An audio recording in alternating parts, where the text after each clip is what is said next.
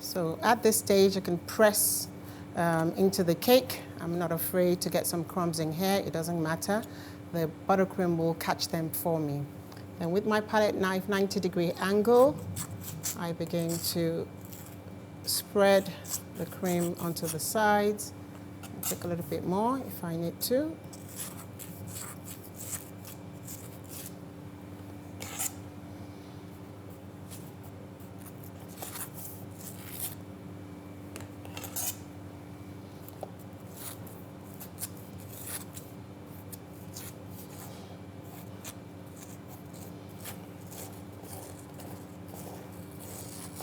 So you will see it's a very thin layer, and we can actually still see the cake.